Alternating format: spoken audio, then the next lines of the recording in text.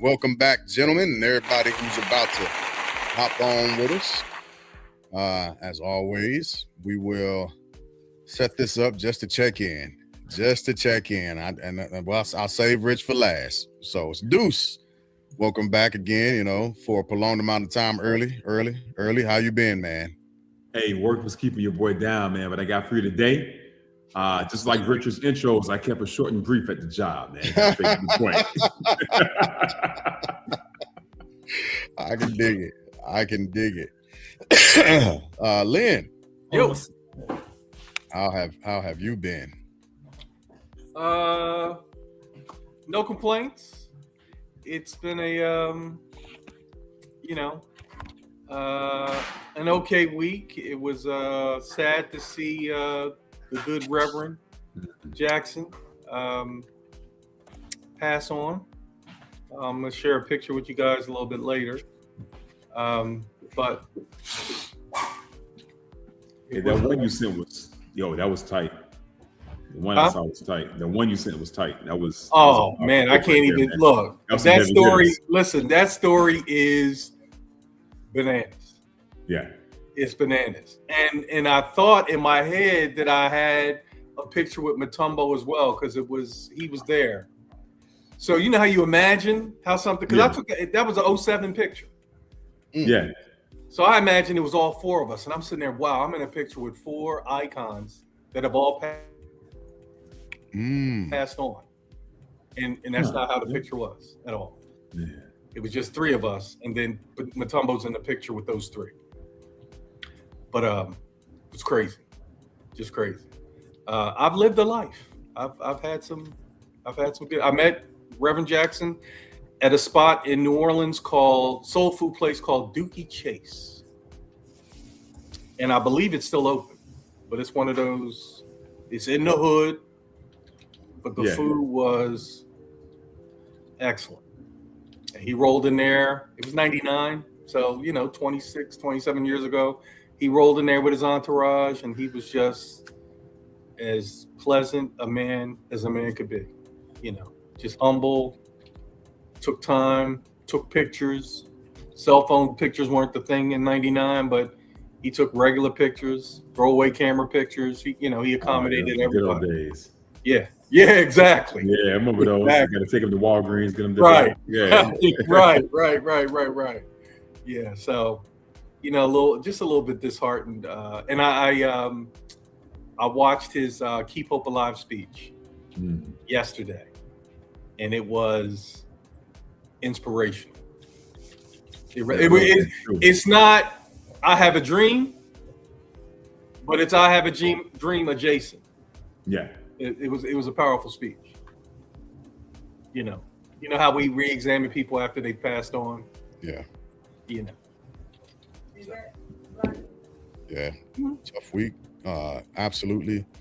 Condolences to his family, and for all intents and purposes, what a legacy.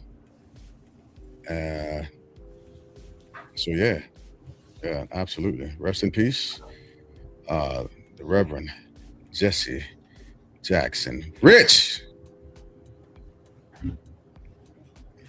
I'm trying to see if this is gonna be the week. Yeah, surprise me.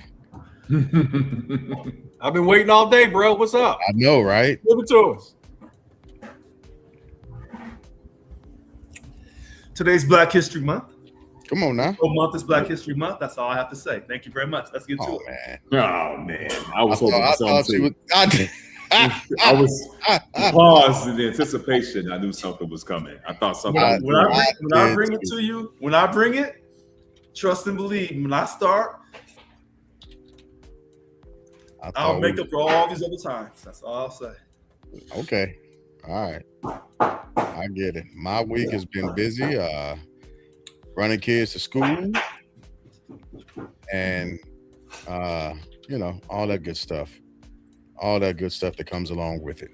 So can't complain. Absolutely love it. Wish I could have been doing it sooner, but I'll take it. Yep. I will take it. So yeah, that's That's the weekly wrap up on the personal side. Moving forward, jumping into the first topic. I don't know. Actually, so this thought came to me because Rich had touched on it a few times, Mhm. and I was like, yeah, it is about time to do a follow up with this information to see where we are with things and see how America's doing with their vote and their belief in the big beautiful bill, and having faith in our politicians who, well, I'll save that part for later. But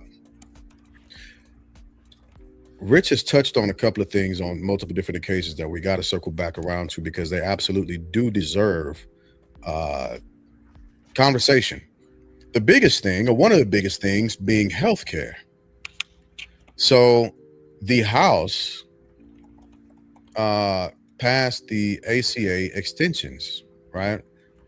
And so there hasn't been much movement in the Senate outside of a failed proposal on both ends, with the Republicans proposing essentially the bank account to put funds in, right? Because that's what it sounds like to me. It ain't really even a savings account. It's just a regular checking account. There's no anyway.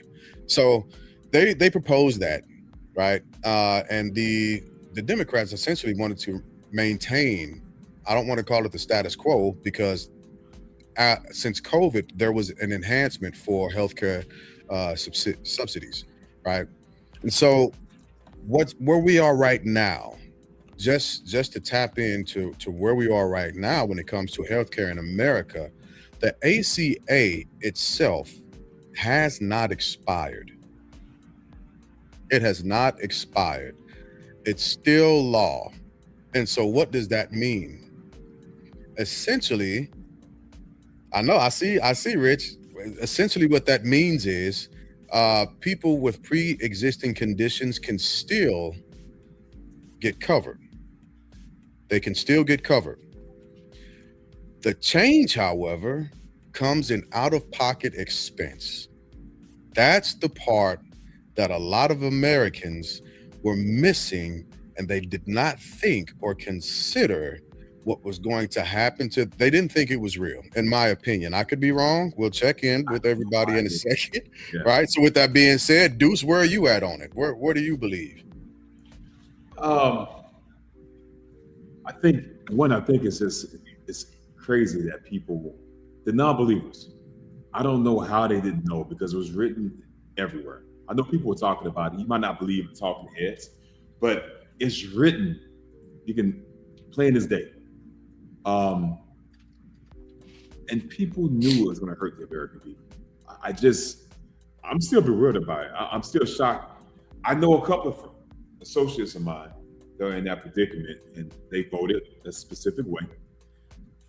And it's the whole F around and find out. They're finding out even after we had conversations, and I sent them documents with .gov on the end of it, and articles from left and right that both say the same thing. And they thought that those subsidy payments will be coming to them directly. So I think that's part of the cloak and dagger. I don't know why they thought that. They could never send me a source to that. The people. Yeah, where did that thought come from? I think there was some confusion with what he was saying as far as like the health savings accounts, right? Putting money in there. But that's transitioned to now just a plain check account that's not protected by tax, right? But they thought the amount would be higher because they thought they were going to get a large portion of that to them. Now, the amount, I don't know where they got that from, unless you guys know. They thought they were going to be getting a dump truck load of money coming to them to help pay for healthcare. That part I'm lost on. I see. Lynn, we'll come back to that. We'll come back to that because that's a great question. Lee, I just posted the link. I will put it in. Give me a second. I'll put it in the Facebook link right there for you.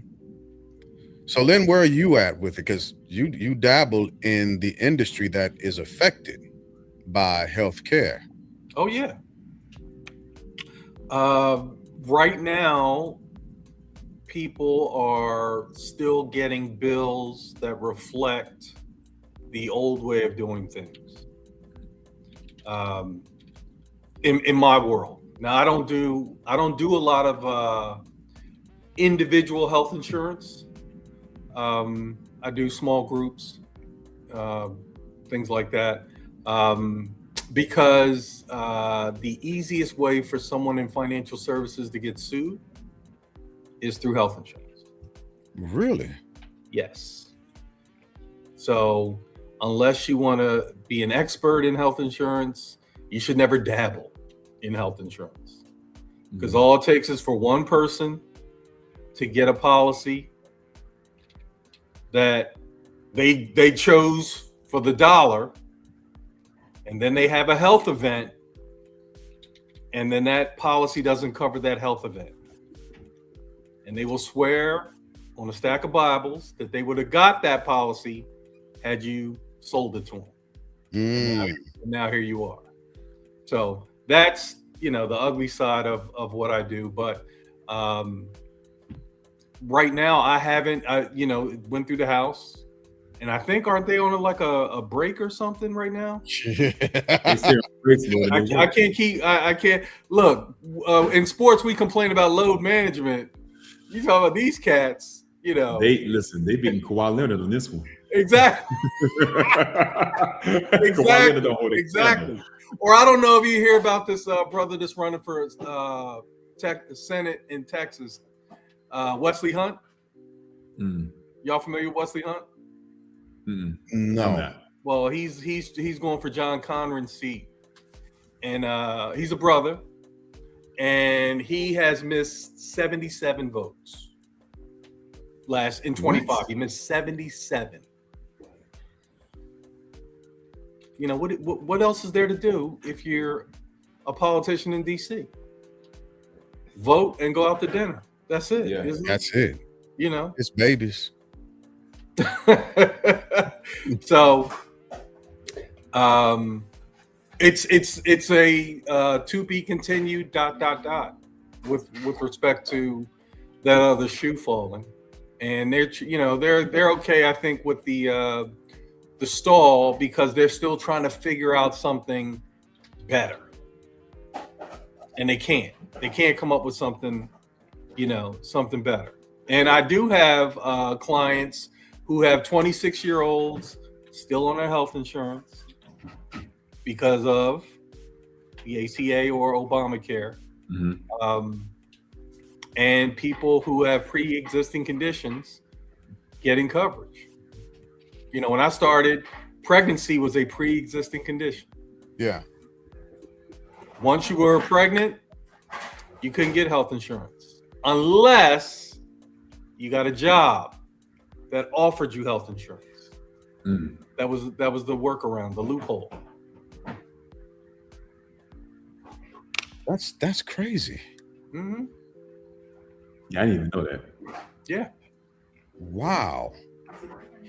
Okay. Okay. Yes. So your clients haven't seen an increase? Not yet, but we're ready for them. Okay. When they do, we already have a plan B. It's still going to be high, but it's not going to be as high as the premium without the subsidies, the credits. Okay. So will it help? Essentially, is it still going to help buffer or close a bit of a gap that's created from this cliff? If that makes any sense. Yeah, but a lot of people are going to opt. Here's what'll happen. Here's what'll happen. They'll start, and then when stuff gets tight, they're going to let it go. That's what's going to happen.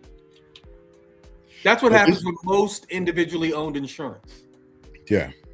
You start it, you're paying it, money gets tight, and you got to start making decisions, lights, food, mortgage, and insurance just goes, and the thinking is I'm going to let it go now and get back to it down the road. So And what that's real. happens in those situations? Say again? What happens in those types of situations? People just end up, they have a gap in coverage. In some, they have mechanisms like some states, not all of them, they realize when you have a gap in your car insurance. Yeah. But, and sometimes your mortgage company will find out you have a gap in your homeowners.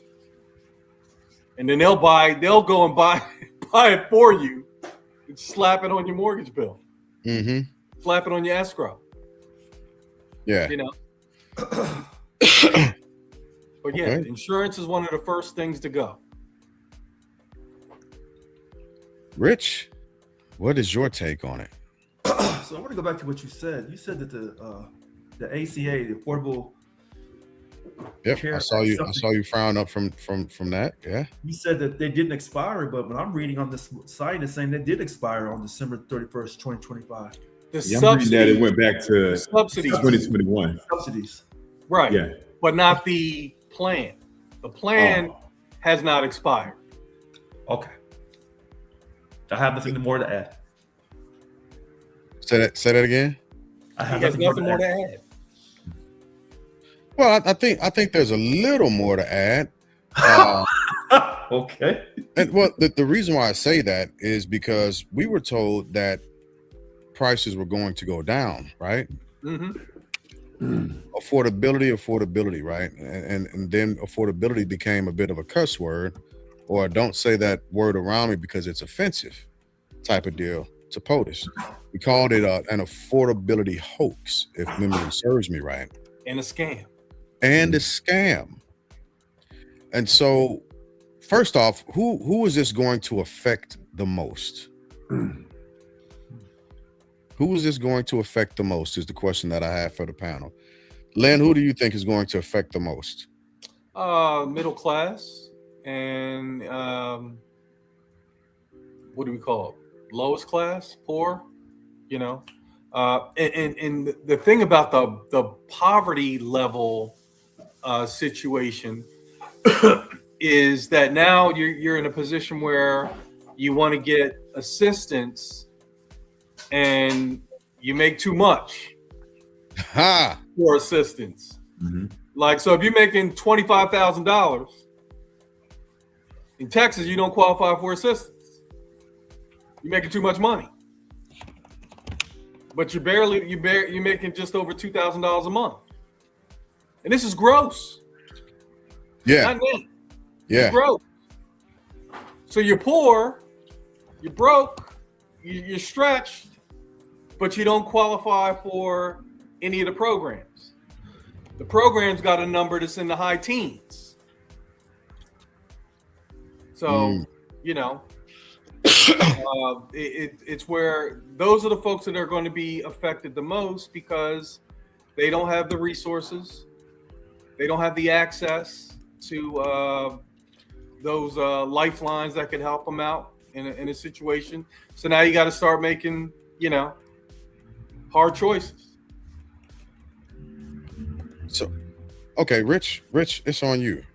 Who is this? Who do you think this is going to affect So I won't disagree with Lynn. The most, right? the most? Yeah. So I won't disagree with Lynn. I feel like tonight, this whole show is about Lynn. This is all healthcare. No, That's I different. know it's than about healthcare. It's going to be him. So it says here on the GovFacts, if you trust this particular site, govfacts.org, it says older working Americans, those between 50 and 64, represent the most vulnerable group. Too young for Medicare, but at an age when health problems become more common and more expensive. they're also called middle-aged. Yeah. That's the same bracket as middle-aged people, 50 to 64, Okay. which I found fascinating. Okay. And then it also says that blacks the blacks in America and the Hispanic Americans, they face compounded challenges. Uninsurance among Black Americans is projected to increase 22%. Hispanic Americans increased by 15%, though this figure is complicated by immigration eligibility restrictions that began affecting subsidy availability in 2026. I'm stopping there. So you said who's affected the most? It appears older working age Americans between 50 and 64. Yeah. Deuce, where are you at? It's affecting the working class. You know what's funny? A big base that is going to affect? Who? MAGA. A lot of MAGA falls into the categories that you guys are saying.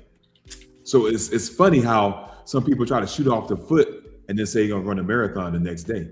I ain't seen a one-legged dude win a marathon yet. I seen some run. I ain't seen they're one win running, yet. but they're not They're winning. running, and they ain't gonna win it.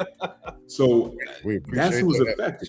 I mean, there's a broad spectrum of Americans that fall within that working class and the lower class, right? But within that segment, a large quantity of MAGA falls in there. Also, the base, not the elites, the base. So Yeah, and so on that point, the states that are affected the most, I'll bet my paycheck that y'all know the answer to this. Which the color state? of those states? The color of those states? Is that what you're asking? Okay, we'll even go with that. Well, it's hard to go with that because of the how this last election actually looked.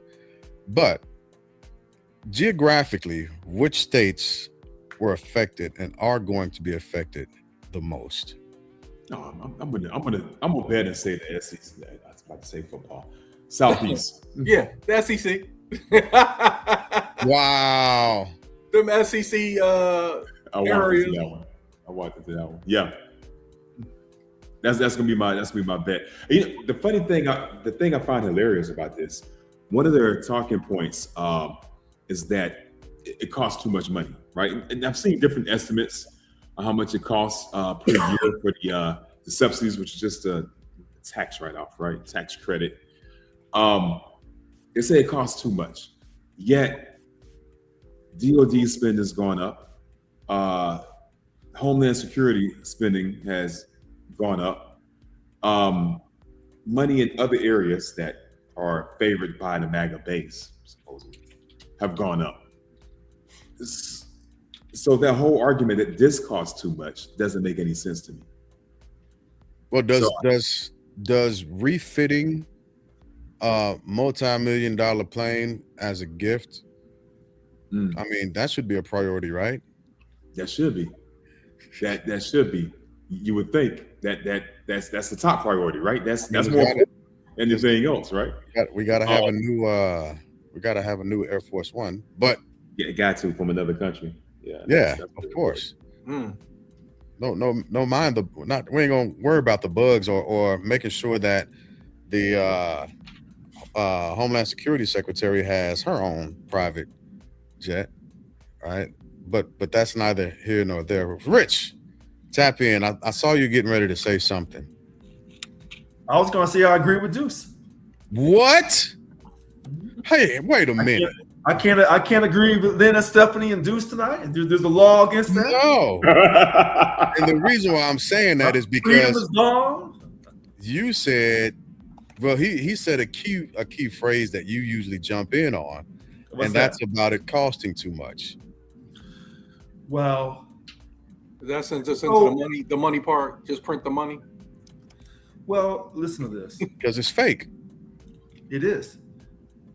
So But let me not say it's fake because I don't want to disrespect anybody because it's it's based off perspective So listen and to this. perception.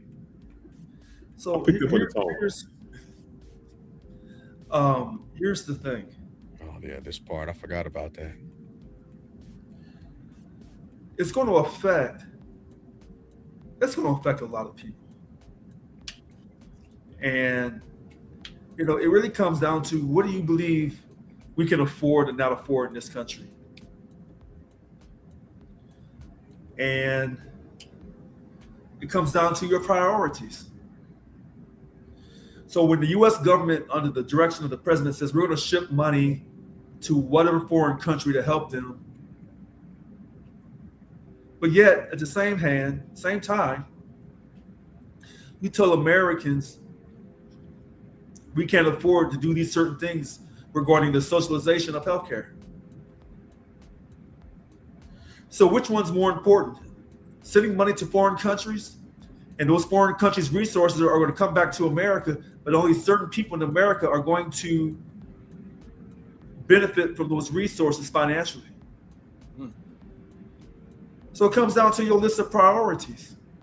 So when they tell you, oh, we can't afford to do all this for healthcare, whether it's the House or the Senate, or they, come together and come to some type of agreement, they're always telling you what they can't afford, but they won't ever address the fact that the money does get printed out of thin air. They can't tell you where all that money goes, and it goes to the Pentagon for Pentagon spending every year. So at some point, what matters to you, you always have money for. And what doesn't matter to you, you don't have money for. And so what Deuce was saying is, a lot of people who voted for Trump, his base, are probably recipients of these subsidies. So he has time for your vote to help him get reelected. When it comes time to your health care, well, if you get caught up along with the blacks, Hispanics, well, that's too bad for you. That shows you how much he cares about you. But I want to be diplomatic. I don't want to come across like a Republican or a Democrat, because I'm neither one. But it comes down to the fact, I don't care what they tell you on TV about our great country with its character faults. Your money is printed from thin air. Until you address the fact that the U.S. government does not print its own money. The Federal Reserve tells the Treasury, which is part of the U.S. government, to print up money. But if they're not told by the Federal Reserve how much money to print up, the Treasury doesn't print up the money. And therefore, that way you know that your government does not print its own money. They get the okay to print the money from a private corporation called the Federal Reserve. Until you address that, then we're always talking the same thing on these podcasts, which no other podcast, only on the Family Bloodline.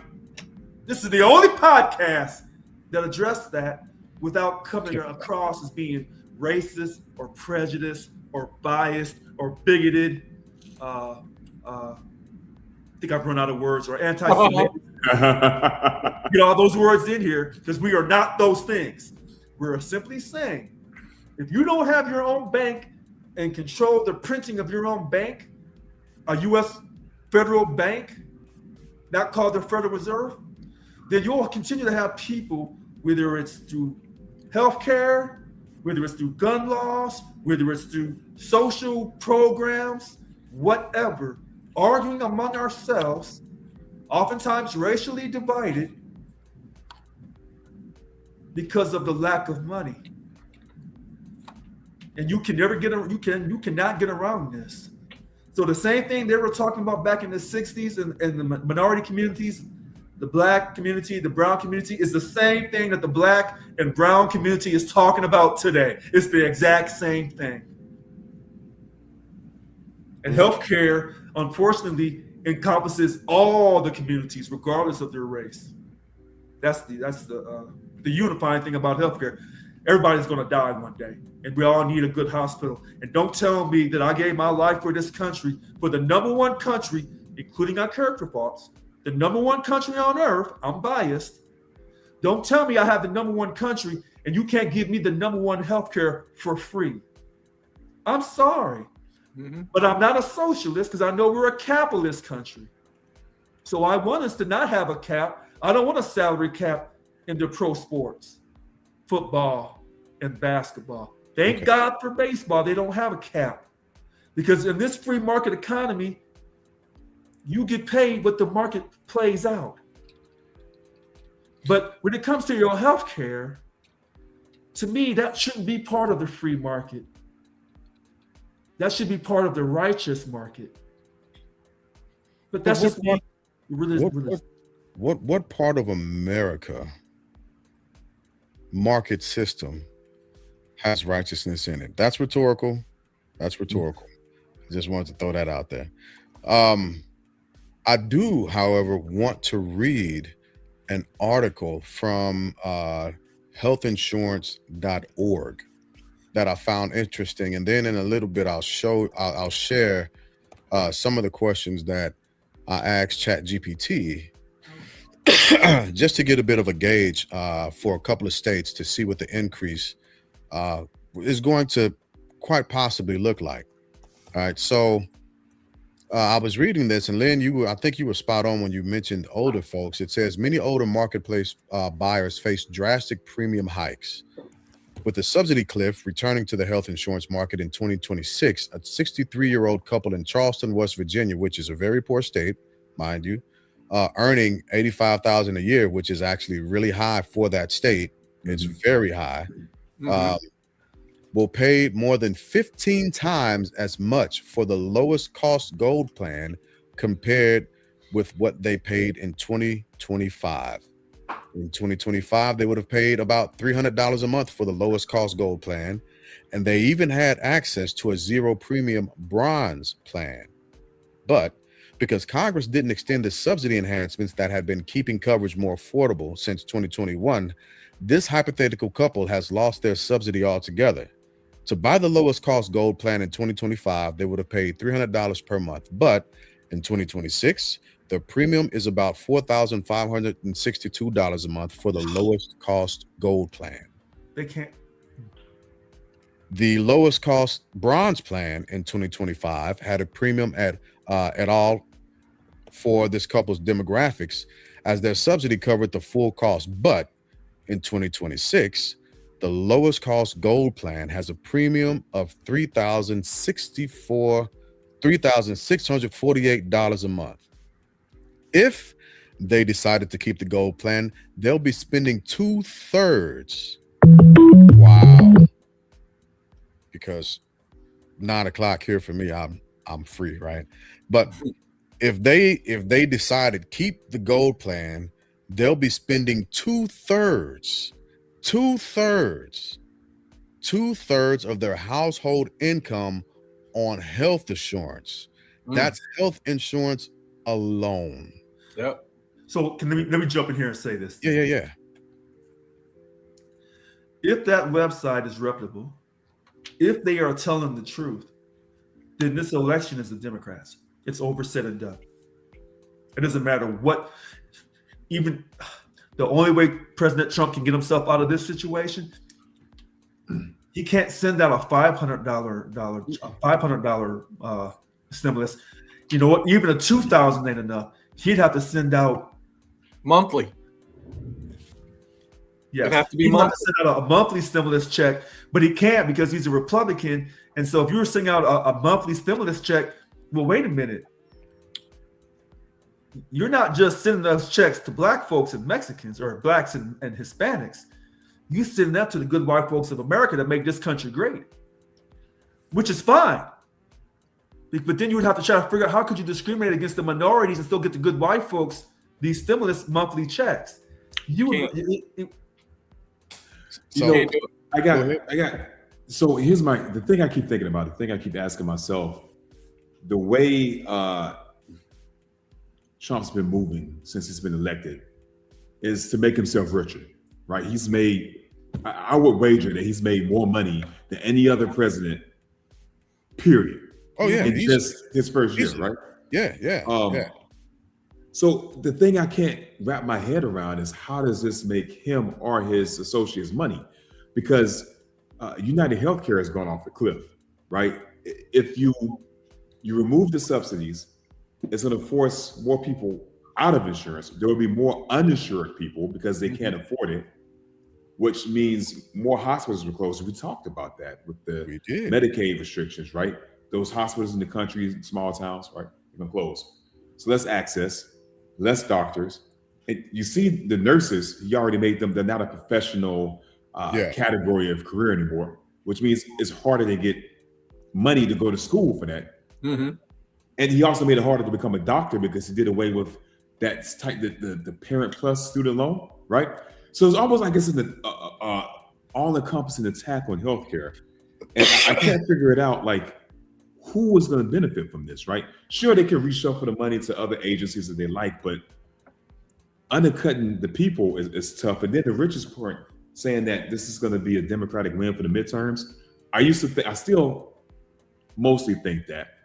But the rhetoric that's coming out of the White House now, federalizing elections only in Democratic states, doing away with the mail-in vote, right? Which I don't put it past them. I think you can probably swing that, or do it at the right time where it is canceled for the election, and then the court will come in later and say, no, this is wrong, but it's too late.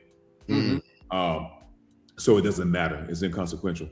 But back to the other question, who's winning in this battle? They're still winning. No, well, not the vote, but in Medicaid, in medicine, in the whole thing, healthcare. The billionaires will still win. How? Right? Well, the insurance companies are. They're not winning. Yeah. Yes. They are. How? Please Death break that pays. down. They are. Death pays. Yeah, Death because pays the way they price the care versus the premiums. Because check this out. Most people who pay health insurance don't use it. Right. Or if they use it at all, they use it once a year. Like a gym membership in America. Yeah. Yeah. So that's where that is happening. Most people that pay car insurance don't have accidents. You know, so that's where that's how they're winning, because people are paying, and like I said, people are going to start like same thing I tell with life insurance companies. I give the gym analogy. Life insurance companies love for you to stop paying your premium. Yeah. When you're alive. Why? Because they didn't lose anything. Okay, I get with the life insurance. Let me ask you a question about. Let me ask one question. Let me ask this question about the health insurance part, though. You said, let me ask this one question. You said that they're winning because premiums are going up, but if you have less people paying premiums overall, you make less money. Right, but you're still getting more premiums versus claims paid. Wait a minute. The key because question, most people, like I said, most people aren't going to the doctor every month, but they're paying a premium to go see the doctor every month. Yeah. But the key question is, when you said life insurance, yeah. So the difference is, if you had a term and you missed the payment, so what? But if you had whole life and you missed the payment, you've lost everything? No, it depends on how old the policy. That's trickier. That's a trickier scenario. Term is cut and dry. Term is like rent. You don't pay your rent, what happens? You get evicted. You're on the street. Yeah. You don't pay your mortgage, what happens? You lose your house. You lose the house. No. You got programs. Oh, okay. Yeah. You can do a mitigation. You can do, you got, they're not even on you for 90 days sometimes in some cases. So you got time. Yeah. Landlord ain't giving you 90 days to get right. But you can get right with your mortgage. You have more flexibility in holding onto your house than you do holding onto your apartment. Same thing happens with a whole life policy. If you have enough cash value, you can borrow from your cash value to pay the premium. And in essence, you're taking $1 out of your right pocket and putting it into your left. I get that for life insurance, but it still that doesn't was make sense to me for healthcare. I know the Richard's point, but it still doesn't make sense for me to healthcare. Yeah, you charge more for healthcare, but you're going to lose more people. They're going to stop. They're not going to pay. They're not going to have health insurance. And then I don't see how the healthcare industry makes money, because if I'm uninsured, I get I said that insurance companies. I didn't say all of healthcare. All of healthcare, that's a different deal. Okay, the insurance companies, how would they make money? The insurance companies are good because they have a constant flow of premium. So check this out. Wait a minute. All right. So, who's going to pay their insurance premium? So wait a minute. So let me go on record here. It's 6:43 tonight. But the whole show's on I'm record, gonna agree Richard. with Juice a second time. But listen to how I agree with him. That's Who's cool. that? He Write thinking this that down. somebody's gonna lose money. So what's gonna happen is 6:43. Thank you. Gotcha. February 18th, 2026. What's gonna happen long term? Because I'm thinking long term. If all these people lose their health care, the companies start to lose money. When all this happens long term, and a Democrat gets back in office, there's going to be a strong pendulum if you can get control of both houses, the Democratic Party, and push us back the other way. And what will happen long term down the road is you'll have a world government where healthcare will be managed and everything will be paid for. And if you're the insurance company that has a contract with the world government, if you're that billionaire and you're friends with Bill Gates, who's another billionaire who has all the other land bought up and the food bought up, because there ain't no jobs because AI is taking all the jobs. Now, long term, you can really, really put some structure and stronger foundation behind your world government long term. So this is the short term. Yeah, I agree. It's definitely a movement of control. It's bleeding America of its monies, right? Of any financial prosperity that the middle class would have had, because the middle class is actually the issue for politicians. The middle class is the issue for politicians. So if you can begin to not only provide fear, but also control health, you can control the masses by a few. Then you are able to begin to, and this is my conspiracy theories, right? Because now you can begin to pick and choose who's going to live and who's going to die, because you control that at the top. Ooh. You control all of that. Death pays, right? So they're doing nothing more, nothing less than what arms dealers do. Who do arms dealers sell to during war? Both They sides. sell to everybody. Mhm. Yeah, Everybody. that They analogy win. makes sense. But break down the death pays part in this analogy where healthcare costs more Sure. money and people are exiting healthcare and people will exit life insurance because they don't have the money to pay. So how does Yeah. death? So I'll give a quick example. Generally speaking, how many people have a trust? Let's just talk about our culture. How many people I'm have gonna- a trust? Not yet. You know, unfortunately, all the ones I know that have it are not part of our culture. It's not many of us, right? Not many of us have a trust. And please specify, because they're running all these ads on Facebook, on Instagram towards minorities about living trusts. Mhm. Living trusts are okay, But if that's you not what's like- going to keep your stuff. That's correct. But I'm glad you said that, because I think we can come back and do it. Because you do trust too, don't you, Lynn? I help people set up and figure out the type of trust that works best for them. The truth of the matter is, most people don't need a trust. Right. You know. Right. So when I see those ads I'm like, here we go. And then people think that a trust is a checking account, and I get $1 million policy, and now I have $1 million. It's a whole convolution of miseducation.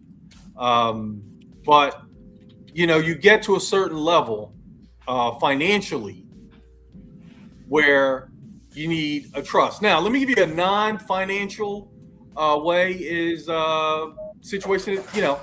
Second marriage, kids in the first marriage. Now,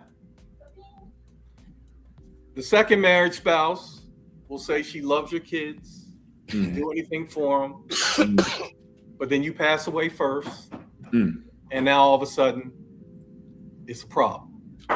So the way the husband, I'm just using the husband as an example, it works both ways, but the way the husband protects his children from the first marriage is he establishes a trust. Now, most trusts are not funded. There's no money in them. The money's going to come at a death. That sounds like okay. So what happens is now, you know, Funded. the spouse, you know, the husband dies first. The spouse is going to get all their community stuff, right? And this depends on states, of course. I don't want to get too deep into the legal stuff. But the point is, if he wants or she wants to protect the children from the previous marriage, you have a life insurance policy, and the beneficiary of that policy is the trust. So then when that person dies, the children get their money from the trust, which is now funded with life insurance. Make sense? Let me- go ahead, Rich. Go ahead. And I forgot this. So my uncle, I had an uncle who recently passed, and he had talked to me about this. And the only thing he had listened to me about was he established a trust for all of his assets. Now, once you establish a trust, and his was a living trust, so you avoid the probate court. There's no court situation. And then whoever's in the trust, the beneficiary gets the stuff listed in the trust. But the funny thing about the trust, no one else can see it. Only the beneficiaries of the trust and the trustee, Right. or the executor of the trust. Now, that's how he laid it out. So when you said, not many black folks have trust, you know what? Ironically, I have an auntie that has a trust. Yeah. Ironically, both of these individuals, uncle who passed and my auntie, California. Ironically, because they left the South, they went out west, they interacted with people. Were they interacting with Caucasians? Huh? Were they interacting with Caucasians? Or white folks? Who hooked them up? who got them straight, Richard? When it was because I got educated by Richard. I had them all in one group. Okay. But Richard hooked me up. Now I got They silos. were interacting with Americans. Well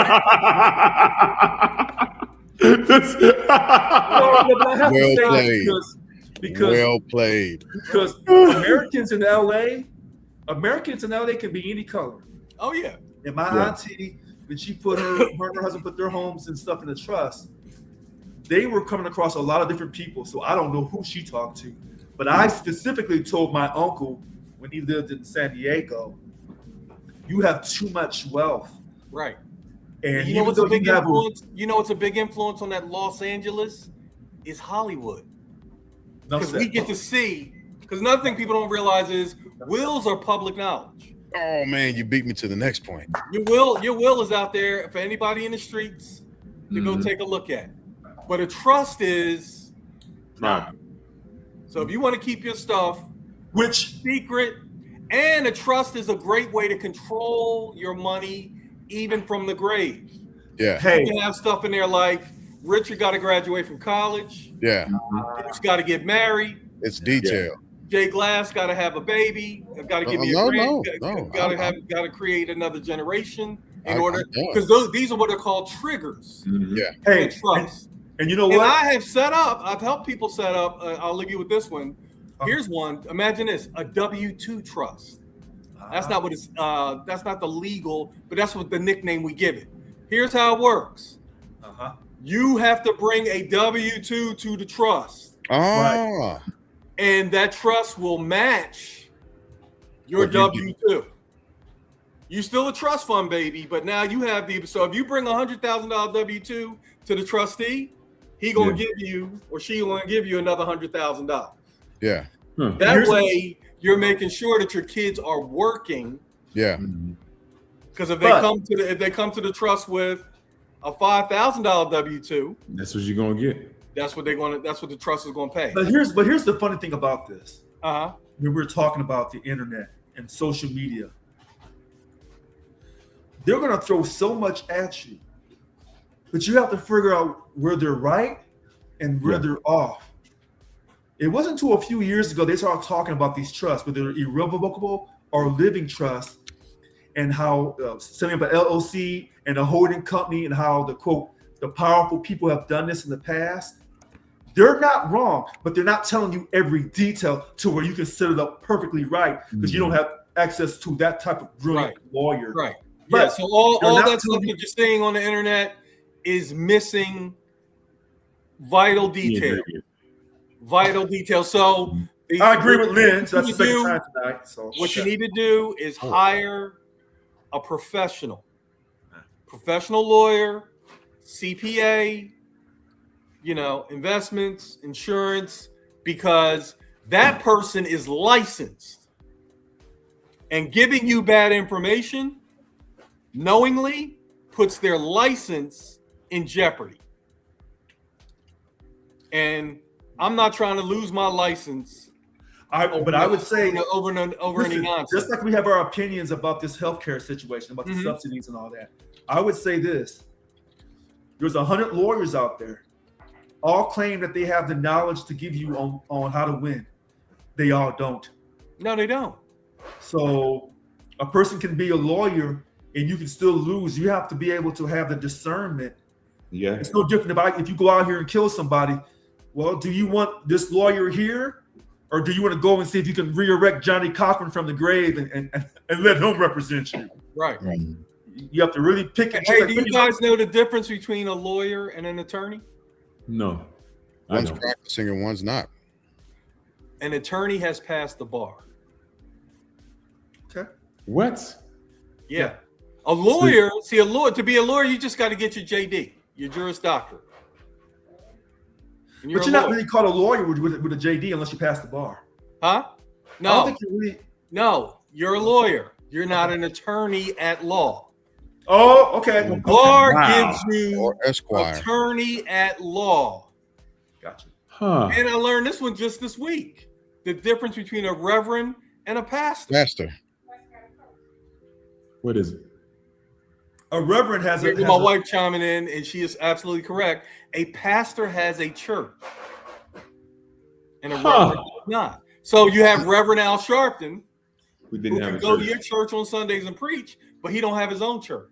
It's not a, wow. I just want to Well, remind if Stephanie, family if that I Stephanie am. said it, then I know it's true. Ah, okay. I am So I know how to ordained. win all my arguments now, right? I'm gonna Yeah, say Stephanie said, blase, and I'm I am an ordained reverend. I just want to throw that out there. That's why I was doing marriages not too long ago.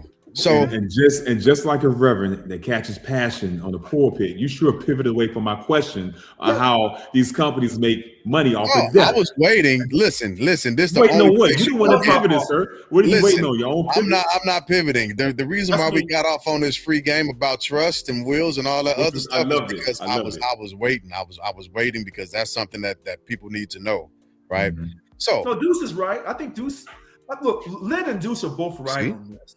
I think they're both right on this, I'm writing that down too. and that's why I can't disagree with. I just can't because Deuce is looking at this. If people can't afford to pay, then somebody's getting ready to lose out. Let me go down my conspiracy trail, right? So we know that a lot of us already don't have trusts. A lot of us also don't have a will. Where do your assets go if you pass without anything, leaving any of your assets to anybody? Who does it go to? Or So better when you yet, here's say- a better question. Here's a better Go ahead. question. Here's a better question. What has happened to our real estate market within the last year since Trump's been in office? Oh my goodness! So you're going to say that the real estate market, the housing prices have not really gone up, and they haven't really been selling homes, but yet somebody is buying up a lot of land, possibly a billionaire or two, are buying up a lot of land, and they also want to buy up a lot of federal land that's not being talked about for some unknown reason. I don't know So- if that's Let's say I pass, right? And I don't have all of my ducks in a row for this to go my stuff to go to my kids. So now the house ends up on the market. Who do you think is going to be the first to swoop in to get it? It's gonna be the state. Especially if people can't even afford basic health insurance, how many people do you think are going to be lining up to buy a house? So Dolores Robinson is right. If you don't have a will, your stuff should go to probate court, and the court will decide who gets your stuff if they put it up for auction. Absolutely. Yeah, I'm not disregarding that. However, you go through the probate process, there's still a mortgage on the house. Yep. There's still a mortgage. Somebody still has to pay a note on this house. Can I comment on that piece? Yeah. This happened.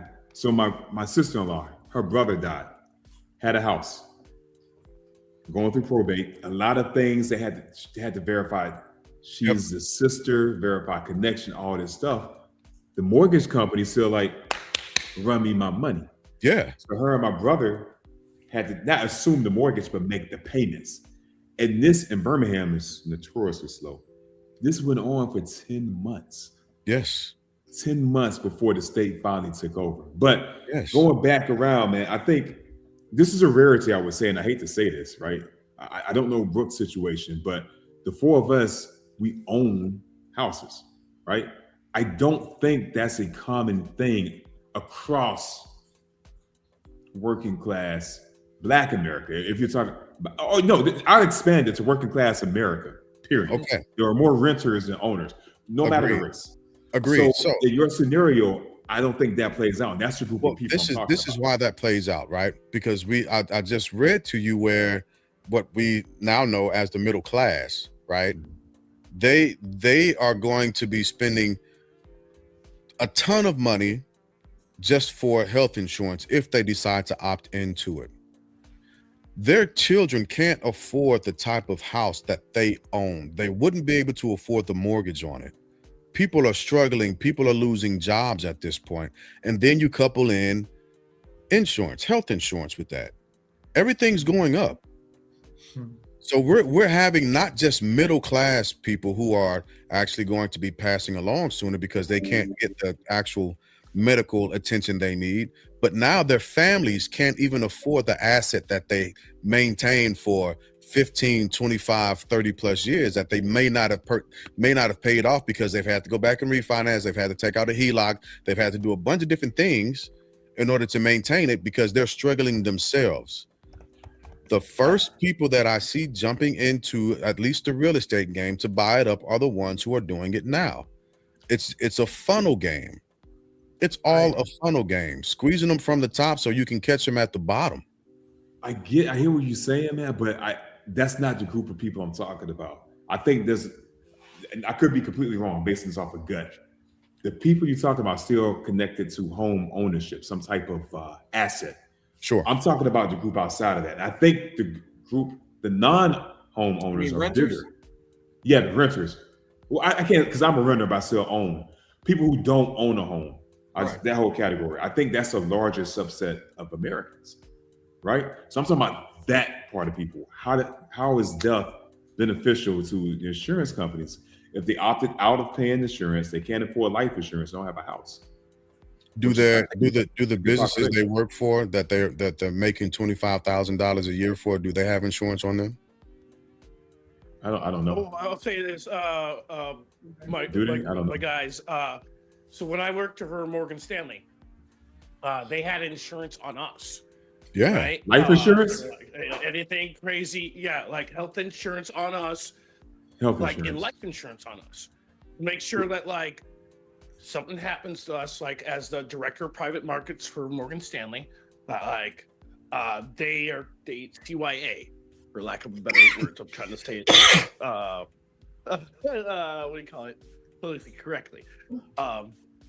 And so that was great. It really worked well for me because like I went to any hospital or I'm a Kaiser guy.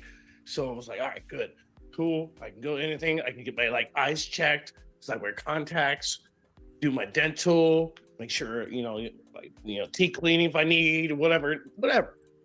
Right. I remember I had a hernia surgery, easily taken care of. I spent $10 to have that covered.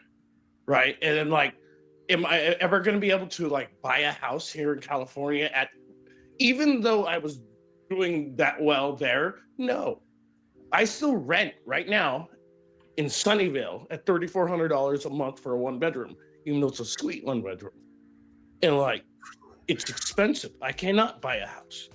I don't even think, unless I really blow it out of the park, that I will ever be able to buy a house here. And I am, I just had my birthday, 10 days ago on the Happy belated birthday. Happy birthday. Like, I don't think I'll be able to like buy a house unless I really just blow it out of the park and just make a crap load of money, frankly. And don't get me wrong, I'm going for it. But I would like to set my life in a way where I'm able to do that, right? But like, it's where I grew up in the Midwest, Ohio, like you have your rent of like $400 was like expensive back in the day, and you got it like a driveway. I didn't even have a car then, but like you had like a 1-bedroom, not a driveway. I got a car parking spot for $3,400 a month. So like, it's just different. It's just not really in the same ballpark of like conversation. Like, like you guys are all like elite, and I respect that. And like what you've done for your lives, and not.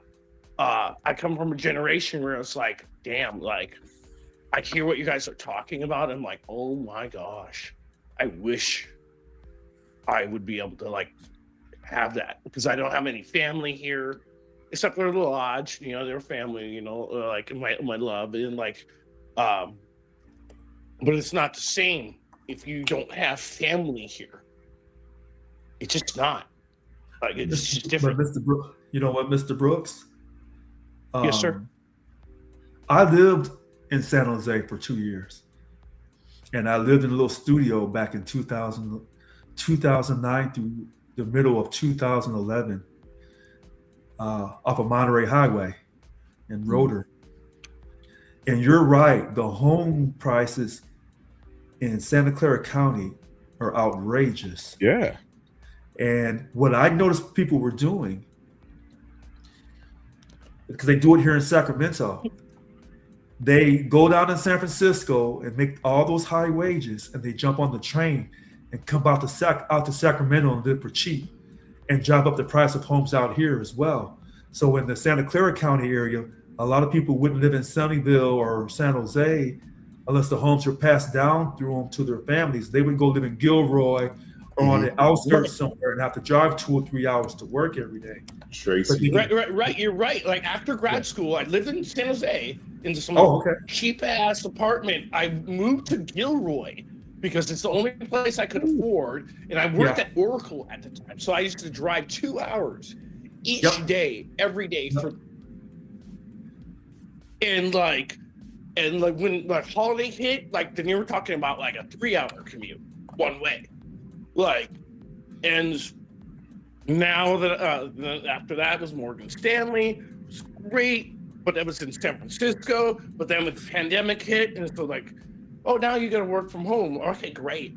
So then like, that was freaking awesome, actually. No joke, no side. Sadly for the pandemic, but like, I got to travel to all the national parks because we didn't have to go to the office. I used to work from like Palm Springs. We just drive down there, or like talking Oregon, or like just go to visit a national park, or a lodge brother of mine, or like Bryce Canyon, Grand Tetons, Yellowstone, like, and just travel like over and over again, still work. But like, that was the easiest thing, like, and now that like, that's the nonsense is over, thank God. Now I'm in Sunnyvale. It's expensive as all hell to have to go into the office in San Jose and like just work because it's wild. Right. So I don't want you to give up on the idea of a person of your education making that type of salary to believe in your heart that you cannot be a homeowner in this great country. That's it. I don't see that like it's possible, bro. Like no offense, like and I respect what you're saying, but like I have to like have like something exceptional. Yeah, so you'd have And to, I mean like exceptional. in order to buy a house in that area, right? Let's just call it Mountain View, right? You'd have to make between 250 and 300 grand because you've got to qualify, and Probably that's more, bottom bro. line. Probably more. Well, that's I'm not Yeah, talking about anything that's like luxurious. minimum. I'm not talking about you're going to be living near downtown Mountain View, right? That's bottom line. That's base. Because houses, when I was there, were starting at 2.4, 2.5 million. Just throwing that out there. So, let me state this healthcare thing in this fashion. Dr. Cornel West said it was a prophetic message he put in one of his books, and he said what's going to happen and what's happening in America is a vast niggerization, right? We are beginning to come closer and tighter to the financial slavery that puts us in binds and keeps them richer but makes everybody else poorer than what we think. President Trump has made $1.4 billion in the last year. That's just him. I'm not talking about Zuckerberg. I'm not talking about Musk. I'm not talking about Buddy from Amazon. I'm not talking about those fellas. I'm just talking about the president himself. $1.4 billion. The average American's take-home money has decreased drastically. And now, with the enhancements being gone, that's more money out of their pockets. None of this is going to work out for the middle class or the working poor, is what I've actually begun to call us. Well, I don't work no more, but you know what I mean, right? So with that being said, the only people that this either side actually profits from are the people who own everything. They have to own your life. They have to own your life. That's why death pays. That's why they're buying everything. That's why they're moving in the fashion that they're doing things in. But again, this is just my conspiracy. So let me go back and share this part of the article also. Before you do that, can I say something, my bro? Yeah. I look at it like this. When I talk to my stepdad, I call him my dad. I love him. He's awesome. And he asked me, he's like, hey, how much do you actually really make per year? When I say to him, $100,000, he's like, he's from Ohio. He's been in Ohio all his life. He's freaking awesome. He's really taught me to be the man I am. Like, that's not a number that's like, I guess, the best way to say it is like, that's a big number in Ohio, where I grew up, right? It's a massive number. Here, it doesn't mean dog crap. It just doesn't. And like you're like, oh, like when I talk to my mom, and like you can't. If I make right now what I make, and I'm living in Ohio, it changes the game. It changes really the world for me. And it could transform my family into like my family. I mean, like me and my dog and my love, like just makes a difference. Here it's just like I have to do more. I have to make like probably like 400K to equal normal here. Have to. Then I can buy a house. Then I can have a car that I'm not worried about the payments on. Or then I can like travel to where I want to go and travel. You know what? I can go visit different lodges. I can go to different countries. My brother, you got to get out of California. Okay. You got to get out of California. But let me read this part of the article, and then we're going to push on to address Dolores's question, because that's going to push us just a little bit forward. I can't be on too much longer, but it'll be a cliffhanger for next week. Subsidy cliff affects households with incomes above 400% of federal poverty level. That's because $85,000 for a household of two is 402% of the 2025 federal poverty level. And the ACA, a so-called, ACA has a so-called cliff where marketplace subsidy eligibility ends abruptly if an enrollee's household income is more than 400% of the previous year's FPL. That's how it worked from 2014 to 2020. When subsidies weren't available to these enrollees, regardless of how expensive their coverage was. The subsidy eligibility limit was temporarily lifted from 2021 to 2025 due to the America Rescue Plan and Inflation Reduction Act, but it remained in 26 because the ARP and IRA subsidy enhancements were not extended by Congress. There's an illustration on this table that talks about this. So wait a minute. Hold on. Yeah. Everybody on here, he's talking fast. So that 402%. So anybody, I guess, at the 2025 federal poverty level, if you make $21,144, that's the federal poverty line, and then 402% times that is 85,000. Right. So when I was saying 20, if you make 25,000 a year, you don't qualify for any of that stuff, but you still don't you're not making any money. Okay. Yeah. Well, the working poor, like Jay Glass said. Yeah, we're the working poor. Well, just in case somebody was wondering what the poverty line, the federal poverty line. Yeah. Right. Because I thought the poverty line for 25 was 15,000 from the article I read, but then when I did these numbers, and now it's at 21,000 for the federal. 21,000 is a poverty line. That's insane, man. That's another. Yeah. Again, I'm agreeing with Lynn and Deuce tonight. So we have a problem. We have a problem. We ain't doing this no more. Yeah. I'm we all agree there's something terribly, terribly wrong. Yeah. Yeah. And so these numbers, this table illustrates the difference in cost, percentage increase in premium. Dolores Right. can't hear Jay Glass. Uh-oh. Oh, she's asking the website. Oh, okay. All right. Got it. So in Alaska, age of 45, right? 2025 lowest cost plan monthly premium with enhanced subsidies was $111. 2026 lowest cost plan monthly premium without enhanced subsidy is $769, which is a 593% increase. 55, it was $9 in 2025. It jumps up to $1,188, 13,100% increase. That's Alaska.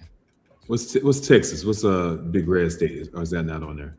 That's not on. I don't think it's going to be on here because they didn't. I don't know. Mississippi. What's MS? Mississippi's a red state. Yeah. 45, 401 in 2025, 686, 71% increase. 55, 376, 2025, 1,060, 2026, 182% increase. You go to 64, it's worse. 452, 1,004. Right. So guess what? 64 is going to roll the dice. Yep. And get to 65, and then get Medicare. So let's acknowledge this point too. Mississippi, if it's not it's one of the poorest states. It's the poor state. Yeah. But here's the catch to this, though. All these red states are not going to swing blue. No. At least we don't think so. Mississippi won't. So in the midterms, who cares about the rates going up if those same people continue to vote for Republicans? You would think it would be enough to swing some congressional seats back to the Democratic Party. Actually, Rich, I don't know. I think that's why. I think there is some fear in the water. There's some blood in the water because that's why they're talking about federalizing voting only in blue states. But listen, as much as we talk about this and people say, "Oh, you guys are just fear mongering," we're going to find out this November if these 18 days, if the way ICE is trying to enforce border illegal immigration, we're going to find out on those two issues, and maybe with the Epstein, I don't know, if they're big enough to cause the House and and the Senate to be flipped back to the Democrats? We're going to find out. Can I ask a real question that you guys will just answer yes or no? Of course. Like, so I'm under the impression, and I'll just put it on record. Like, so voting ID. I'm from Ohio. Everything that like I do in life, I have to have my ID. Again, I just had my birthday. As a matter of fact, my driver's license expired on my birthday. So I did everything I could do online. And then I still had to go to the DMV, which sucks balls. Everybody knows. Like, so G16 at window number 2, right? You know, like, so I had to go take the eye test, and then I'm waiting for, take the picture again. And I don't understand why people are so mad about like actually like having to give your picture when you vote, because you have to do it when you drive. It's a Say misnomer. again? It's a misnomer. What do you mean? What do you mean, bro? So every state has to have some form of verifying who you are. Literally Right. every state, and it's done in multiple different ways. For hardline states, they use the actual photo ID. For some red states, So then what other ID would you do then? yeah. So for other states who don't want to use the actual picture ID, you have to have registered. Then with that registration comes multiple different forms of actually identifying who you are before you can vote. In other states, Wait, you have wait. to You're saying that you could use like your what? Hand me Social the Security voter card? registration card out the bag. say again? I'm not sure what you're actually saying. Okay. I don't have my I'm about to get one. I'm about to get one in a second. I'm Yeah, about to get one because in a second. I pulled this up a couple of days ago because we had a subscriber on here who asked that question. So I went and started reading, Yes. and then I found out that voter ID is a thing. It's just done in different fashions. I'll look up California. There are some Yeah, states. so this is a voter registration card that you get in Texas. Mhm. Okay. No picture. Some places this is enough. Yeah. I always take my government ID, so it's less hassle. But this is what he's talking about. Right, with- but you can't bring that card, just that random card with no picture, and be like, Yeah. "Yep, I am Yeah. good to go." Yep. Right? Yeah, you're Yeah. gonna have to go. You're gonna have to jump through a couple more hurdles with just this. But yeah, you can vote with just this. Yeah. That's why they send it to you. So in other states, I believe I want to say Illinois was one of these states. I could be wrong, Zoe. Correct me if I'm wrong.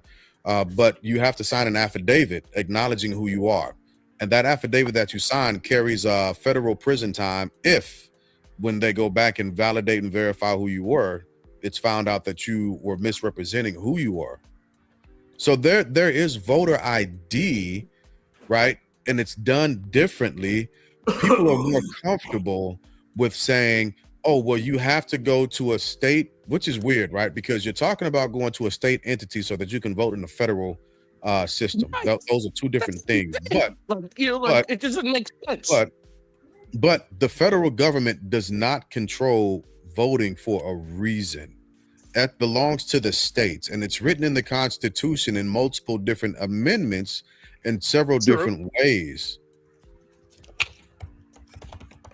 So do I agree with actually having to have a picture ID? I'm not opposed to it. But it's up to the state.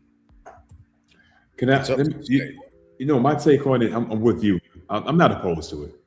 In fact, that's not even my issue at all. Brooks, I got a question for you. How long did Yes, it sir. take you? How long did it take you to renew your ID when you went to the DMV? Oh, so I when I did it online, it took me like about an hour, and then I was so disappointed, guys, because I was like stupidly thinking like, oh shit, I can do this online. The hell yeah, I'm all excited, right? So then I did everything. I took the little test that they had, and they're like at the end of it, it was like 45 minutes to an hour.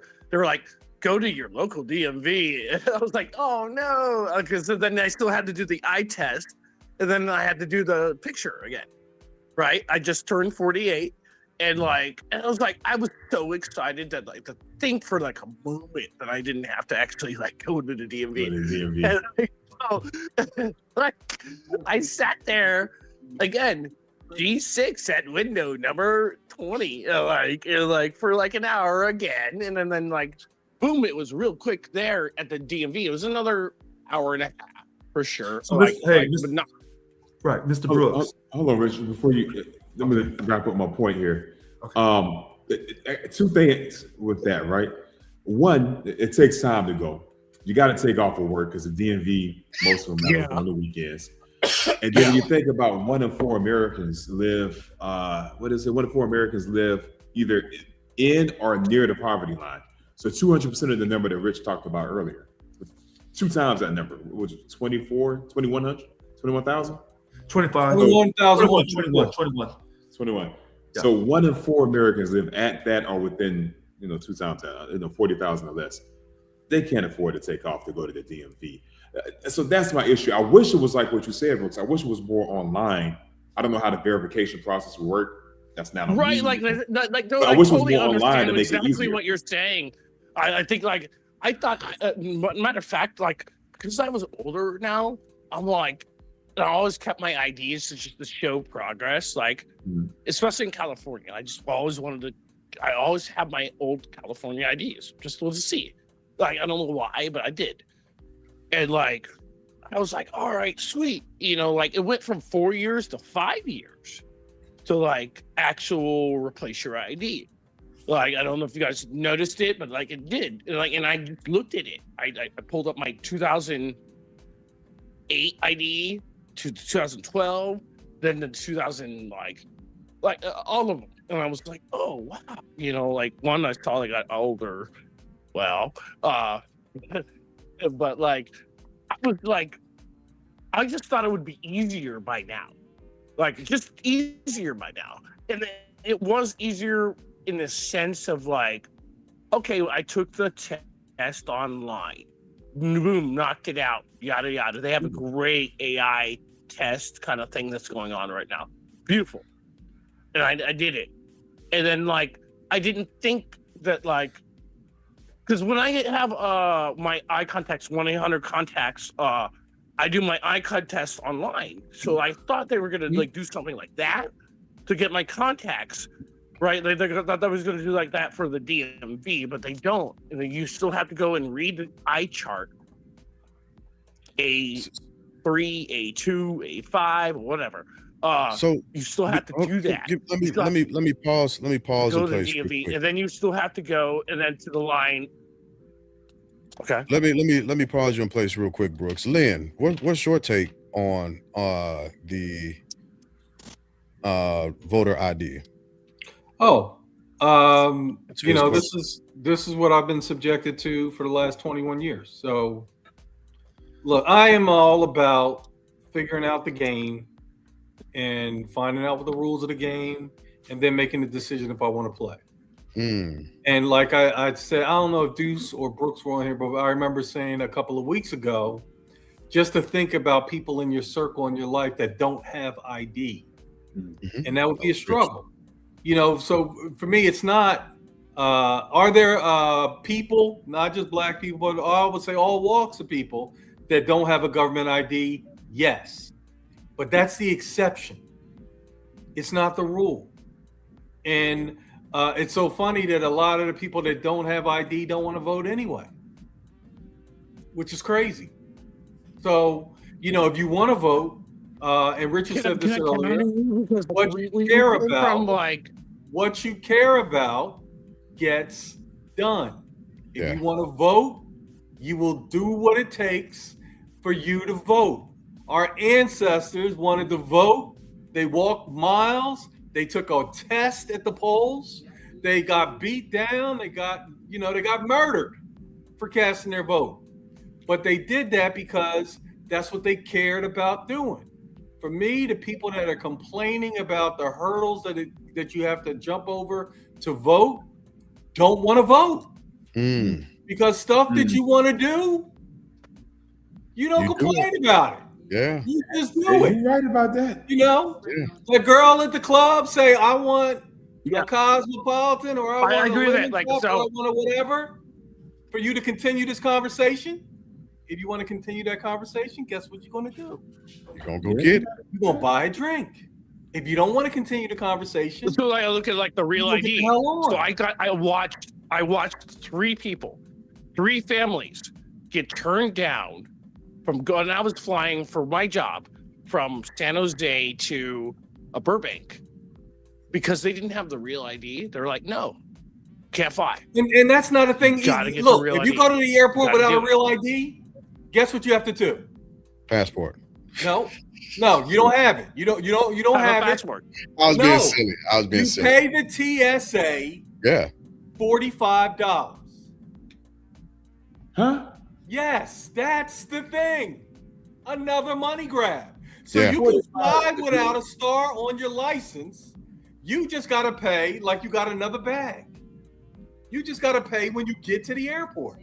Or if you know that you don't have it, you can go online and pay and print and present at the airport. But that money is a TSA payment. Wow. So you can fly. Once again, if you want to fly, you can fly. And when they were doing the real ID thing, they made it sound like the only way to get on the airplane was real ID. Yeah. Like passports didn't even exist anymore. I'm like, why is nobody saying the P word? Because Richard and I was talking about passport bros, right? Mm. They got ID. Wait a minute. No Rich, passport you a bros got passport ID. Hold on a Are second. we gonna erase our record? You know- Are you we know- about to erase our record? Because hold on. This is kind of tricky. You can go to the airport and not show a real ID. Let's show your passport, and that's fine. Yeah, Yeah. but if you No don't have a military passport ID. and all you have is your regular license without the star, Yes, you're- you got to pay $45. Or But If you I retired didn't have know a about ID. that. passport I and didn't know you about just that. show your regular ID, I didn't know that you're either. done. So before I Every didn't before know single we time. But you can pay if you don't have a star on your license. You can go online and pay $45. The same way you pay your bag fees. And When you what check is in this online. at? What is this at the TSA link? Yeah, because it's a payment. You're paying this to the TSA, the $45, Wow. because you're putting them through extra work by not having a real ID. Yeah. That's the thought But what process. I saw is that like they rejected the person. Like they're like, no, you didn't get your real ID, and because of February 1st, it was the rule, right? And then like, the real ID has like the golden bear and the star, and like they were like, Y'all no, got a golden you bear don't on have your real in, ID, California. you don't have a passport. So before we go too And then, far like from the they were tangent, done. They were like they would not let them on the plane. I don't want to go too far down the plane lane because I want Rich to be able to answer that question also about having voter ID. Go ahead, Rich. Give it to So, him. for the state of California, I want to go back and look at this for a second. You can vote in California. Here, let me go to this. As long, wait a minute. Let me go to the voting thing. Oh boy, I just had it. You can vote in, it says, I'm at the U.S. Vote Foundation. If you believe this website, it looks authentic. It says voter registration. To register to vote in California, you should provide, it says you should. Okay. California driver's license or state non-driver ID number, the last 4 digits of your social security number. If you're registered to vote for the first time by mail, you need to provide a copy of a valid ID. Acceptable forms of ID include a valid photo ID, bank statement, government check, paycheck, government issued ID that shows your current name and address. I'm Then it says voting in person. If you registered to vote in California, you may be required to present a valid photo ID if you're voting for the first time or your registration is incomplete. So you can use a passport or any type of insurance ID card, public housing ID. It has this long list of things about voting in person for the first time. You may be required. It doesn't say you will be required. It says may. So if there's any lawyers listening, they can tell me what may and shall and should, what it means in this legal Rich, context. that's going to depend on the person that you encounter at the polls. That's what I think too, but we're not lawyers. Just in case. Well, no, what I'm saying is lawyers don't even factor into it. It's going to depend on the person you encounter at That's your how poll. you or I are reading this, but if it has a stronger legal requirement or such, where a person who's watching this podcast is a lawyer and you and I are interpreting this straight English incorrectly, just in case. I'm just saying just in case. So Just in y'all case. do know that when you go to register, your name is looked up. Yeah. So wait a minute. That gets me to the next point. I keep talking about this driver's license. So what does it take for a person to get a driver's license in California? Thank you. Allegedly, if I'm looking at the correct site, this is a aceable.com. If you trust this site, it says Out.com. you got to show your birth certificate, passport, military, U.S. Armed Forces identification card, naturalization certificate, certificate of U.S. citizenship, permanent resident card, passport from another country with a valid U.S. visa and an I-94 form to get a driver's license. And then it also says you need to provide a valid social security number for your driver's license application. Simpler if you're not a military person. Say again. Right. So it's not all those things. It's not. I'll tell you, Richard. When I got my license, a military person, we're talking the about first regular time, people. Right. So I told you all the different things you could do. Here are some examples of acceptable documents. Right. Go ahead, man. But you don't need them all. My Right, correct. college correct. transcript was on there. So No. I slid that in Texas. I slid that Texas. under the window, and this is Okay. what I'm talking about. The woman at the DMV laughed at me. She said, "Why are you giving me your college grades?" I said, "Because that's what it said on the website." And she said, "Dear young man," and gave it back to me and got her laugh for the day and just said, "I just need this and this." She just took two things from that long laundry list. So some people will go with all those things like I did because I was coming here from Virginia. So I didn't know how Texas got down. But So I want to read something else, though, about getting this driver's license in the state of California. And I know this is something new after 9/11. You will need to provide a valid social security number for your driver's license application for the California DMV. It didn't say your valid social security number. It says you need to provide a valid. Huh? You saying a valid instead of your valid? I'm telling you, I'm reading this exactly what it says. You need to provide. Oh, I'm sorry. You need to provide your. I'm sorry. Forgive me. All right. Your valid social security number from the driver's license for your driver's license application at the So did they want a DMV. card or your word, or they took your word for it?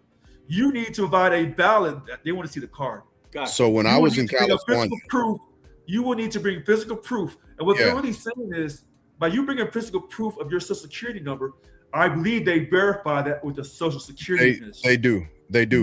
And that's been after 9/11. Yeah, because They I weren't still doing have that before.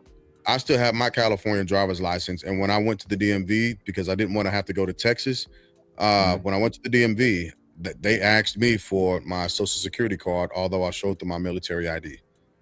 And fortunately, at the time, I kept my card on me. That's a whole nother story for another time. And so I was like, oh, okay, but well, here you go. And they verified it. So what I'm saying is, go ahead. What I'm saying is, because I've said that people before in the past have voted in California who should not have voted, because once they got their driver's license, they're automatically sent a voter's registration. But I guess they provided enough documentation to prove that they were able to vote in the country. So there's also a difference, right? Because some people can vote at the state level, but they can't vote for federal. So there is a difference. You can vote, or not state. Let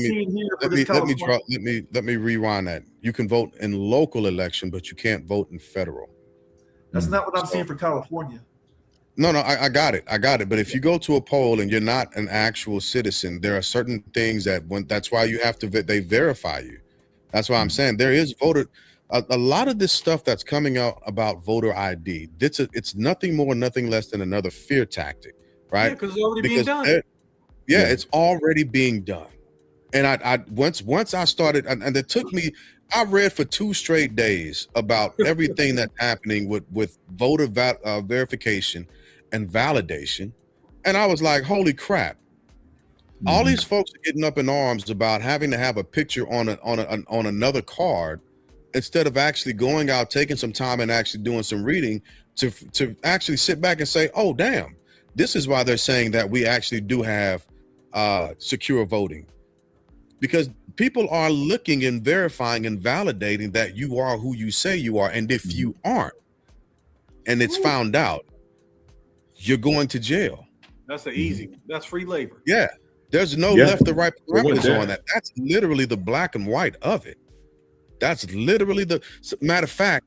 We've seen it happen, and it happened to Republicans who were voting for Trump. There was a woman, I can't remember what state, who was a Republican, and she went to vote for Trump, and then she went to another state, Hold on. and she did it again. Wait a minute. Hold Go on, ahead. y'all. Hold on a second. Somebody, this is why I was careful what I was saying, Lynn. Somebody has sent me a text. Let me tell you what they said, because they had more dollars than both of us.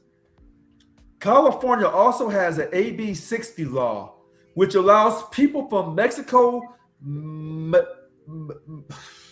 matricular cards, and Mexico passports and other country passports to obtain a license without a social security number. So if you can obtain a driver's license, they're sending you a voter's registration in the mail. So this is what I was saying a long time ago. So playing. They may not, but they may not. They also may not if you're getting it. See, once again, here we are, Richard, with the exception. No. That's an exception. No, hold on, Mr. Lynn. Hold on, Okay. Mr. Medeiros. That's an exception. Hold on, Mr. Medeiros. Hold on, fellow Gemini, older Gemini. Hold on now. This is somebody who's not politically connected, who works inside DMV, and he's telling me what the law is. So I can't question him on this. This is his daily job every single day. Listen, I'm not questioning any law. All I know is that there are rules and there are exceptions. Just like somebody could sit up and read you the real ID law, and nobody here knew about the $45 but me. This is different. This is different. I know. Everything is different. It's always different. So I'm reading up on this. You know what? Hold on. Hold on. This is one of Lynn's techniques to get underneath my skin. He drives that exception. Because that's what we obsess over. That's what we obsess over. We obsess over the exception. Lynn, for a person who tells me every time on the podcast we deal with facts, it is a fact in mathematics that in all the mathematical equations, even in geometry, there are exceptions to the rule. Right. So, I'm not questioning that. I just called it what it was. So what that person brought up is an exception. Actually, so I would not be surprised. The way I'm reading it is not an they exception. Don't get the kind of card that I just showed you. It's not an exception, actually. Because I'm reading up on it. Thank you, both of you guys are correct. Thank you. So you get an ID. Both of you guys are correct. Both of you guys are correct. You get an ID, but it has markings on it like federal limits apply, et cetera, et cetera. So they can use it to vote.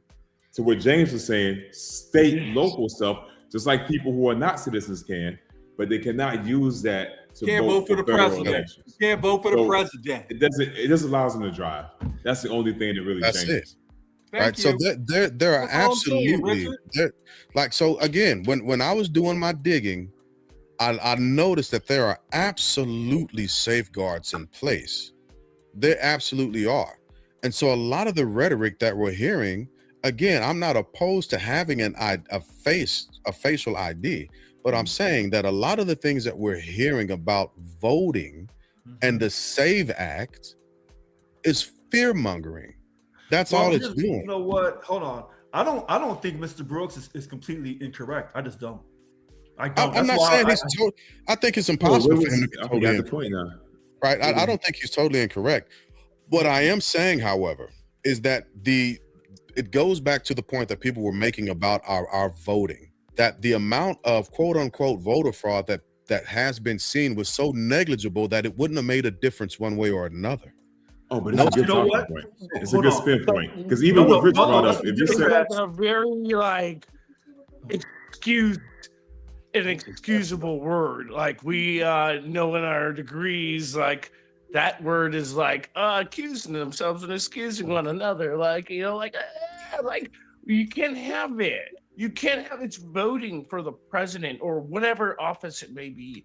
You can't have it. You cannot. As soon as we, first off, when we're talking about elections and we're talking about regardless of how it was done, we have something that we always got to take in consideration. And that's the human variable. The human variable has built in, we have a margin for error. So if you're doing physical ballot counting, there are going to be errors, right? If you are doing counting via electronic polls, there's probably going to be errors because you still have humans that might say, hey, I'm finna go to the bathroom. Oh, how did I end back in line? Right? I'm just trying to give the innocence, give an excuse for them. So there's always the human variable that always has that margin of error built in. No system is 100%. But what you're At saying all. is the margin of error is so low that this whole idea of voter fraud is a scare tactic coming from the Republican Party, because we have not been able to truly measurably show a significant amount of voter fraud for the entire history of the U.S. elections. And that's the thing. I'm not just saying that it's coming from the Republican Party. I think it's coming from the Democratic Party as well, because everybody's playing on extremes. Nobody's actually stating, hey, just calm down. Our voting system is good on a regular. So then that's why you have put the most stringent on both sides. Be like, no, you bring your ID, make sure it's verified. I, Lee Brooks, get to bring my ID, show up, show my ID, bam. That's why you do it. Otherwise, like, screw the whole like variables on one side or variables on the other side, or like that's why you do it. Simple I as hear that. your argument, Brooks. I hear your argument on that. I do. I understand the argument, but because I don't trust the federal government, name one federal system that we use that you can trust in its entirety. I don't trust the government either. But we're willing to say that I trust that they get their taxes out of me. That's never fair. but dig, dude, Right? Big brother that's will not get even your taxes 100%. out of you. But that's not even 100%, because there's a whole class of people that knows how to skirt past paying taxes. That's true. Right? That's true. Yeah. That's true. So again, we want to hand. No, wait. No. They're not skirting. They're just using knowledge of a tax law. So they're not doing anything illegal. And that's acceptable. Yeah, Also. that's That's Deuce is still right again. Deuce is still Yeah. right. Hillary. That's literally what Trump said in his debate the with tax Hillary. law He's like, is the yeah, tax- I used the tax law. And he embarrassed her because he said, yeah, because your friends do the same thing I do. And that's why you're not going after them. He destroyed her in the debate because of I'm- that. Mr. Brooks, Oh, I don't know about that. Mr. Hey, Brooks, I hold on a don't second. Wait a minute. I don't know Mr. about that Brooks, on that particular point, Mr. Brooks, Yeah, you're 1,000% correct. yeah, I can agree on that particular You're point. right. I'm not going to say for the entirety of the debate, but No. I will say on that particular point. But what I'm saying is, what we're willing to do is entrust this administration to initiate this, right? One of our most sacred things that we do as a country, to elect our leaders, especially to a person who is already entertained just from the sheer entertainment of it. Oh yeah, I mean, a third term. I mean, some people say I can do it. I like how he does that. That's slick. Mr. Glass, I told you guys in 2029, he's walking, or he's leaving the White House one way or another. In Yeah, and I would- January of 29. Well, all I told you at that point was that's the hope. No, there's no hope. That's a guarantee. Okay. Well, I That's hope you're right. I really do hope you're right. Again, that's a guarantee. We're a nation of laws. The country we were going to die for. This is a nation of laws, and normally, under normal circumstances, most of the time, we enforce the laws. Usually, I like how you equally. said that. I like how you said that. I see where you came from with that. So again, even let's take the SAVE Act, because we actually read the SAVE Act once before a while ago, and maybe that's something that we revisit in the near future. And I was watching a TikTok of all things. There was a young lady who is in Texas, and she said she went to vote early. Well, she got there, and of course, she was married, right, sister. And she said the clerk told her, "Well, your last name is different." And she said she came prepared, so she pulled out her passport. And the woman said, "Well, I don't think that's accepted. We need to see your driver's license." So she made TikTok as she was walking back to her vehicle to get her driver's license, but still making the point, I don't care what you try to throw at me. I understand what this game is, what game you're playing. Like Lynn was saying, you're trying to discourage me from voting. So she said, I'm going to get my driver's license and I'm going to back in here. But what I'm not going to do is leave this place without voting. And so with that, I'll start actually around the horn, because my youngest daughter pretty much put me on blast. She walked to her room so she can go to sleep, and rightfully so, right? But let me get to the screen. All right, so I'll start around the horn, right? I'll say this generally. I don't care who you vote for, ish. I understand what the polls are saying and where this administration, the president, is in the polls. What I'll say is he might have a strong hold on about 20-25% of Americans. Agree your. But go vote. Do not allow anyone to disenfranchise you from voting. Don't allow them to do it. There is a game that's about to be played. There's a game that is about to be played. It's been structured. It's been pushed. The SAVE Act is a part of it. Healthcare is a part of it. All this other foolishness that's coming down is a part of what is about to be happening in order to prevent the midterms from happening. Mark my words on this.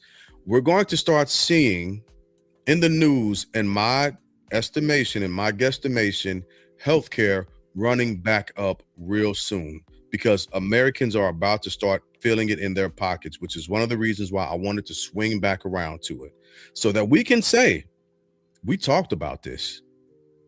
We talked about this, America. Why are you now surprised? And so with that, that's my around the horn. Who we got up next? Deuce? All right. So, I'm gonna piggyback off of that, man. Voting. To those people that say my vote's not important, to those people that say I don't care about voting because it's not going to be counted, going to never change it, et cetera, they wouldn't work so hard to silence your vote. And to what Glass is talking about, they wouldn't work so hard to make it so difficult to vote. You come with a passport. There's a high barrier to get a passport. I'm a freaking citizen, right? But whatever. They wouldn't work so hard to silence our vote if it was not important. If it wasn't important, they wouldn't talk about it. They wouldn't put committees together to try to find out ways to squash it, to make it difficult. They wouldn't do that. It wouldn't be important to them. They wouldn't care, right? Like they don't care about the potholes in your neighborhood. That's how they would treat it. But they don't. They treat it way more valuable than those potholes in your neighborhood. So just look about that and reevaluate the value of your vote. Absolutely. Lynn and Steph. Okay. Like I said before, Deuce, what I care about gets done. My wife wants to read something for Around the Horn, so take it away, wifey. Oh, well, ask them to put up the, hey guys. Hey. They have access to the picture. Okay. I don't know about. So Jay Glass, are you able to put up the picture that I posted to the group text? I'd have to. It'd take me a second. I'd have to send it okay. to myself. Okay. Give me a second. Okay. Give me a second. I will get there. No, go ahead and finish. Because this won't work with it. I said That's what I kind had of to say. bootleg. Hand it off to you. That's bootleg. Huh? There I it don't know if that works. Deuce got it up. Oh, okay. All right. I was going to put it on the big screen. You're gonna do it more professional. I mean, Yeah. Deuce I'm got doing it. the Alabama way.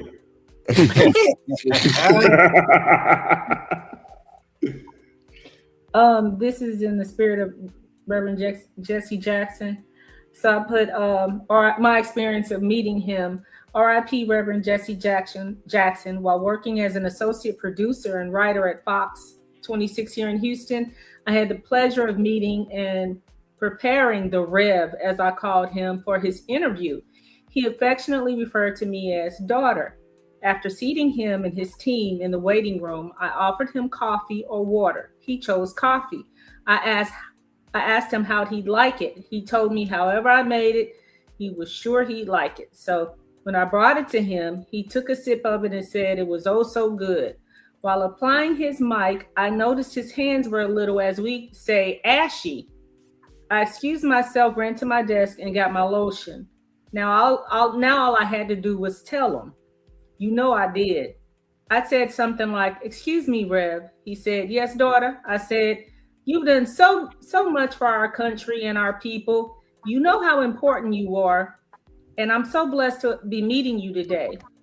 After thanking me for the compliments, he asked me what else was on my heart. I said, "With that said, there is no way I can let you go on national television with those ashy hands." He looked at his hands, which were huge, by the way, laughed out loud and said, "Daughter, you are right, and I appreciate you." He then opened his hands for the lotion and moisturized his hands. I was relieved. Here's the kicker. Then he said, "When I was a boy, ashy hands were proof to mother that I'd had my bath." And thank you, Reverend Jesse Jackson, for your hard work, love, sacrifice. May the good Lord rest your soul and bless your family through this time of bereavement. So enjoy your just rewards. That was my See it? yeah. Oh, okay, cool. That was my experience with the late great Rev Jesse Jackson. That's much appreciated. Thank you for sharing that story. Yeah, you know, I try to move kind of quick when it's needed, you know, doing some production in the background, you know. Appreciate it. Yeah, that was quick. But you know what he said about proving that you took a bath? That's Yeah. how we proved we took a bath. Yeah, that's you ain't washed your hands.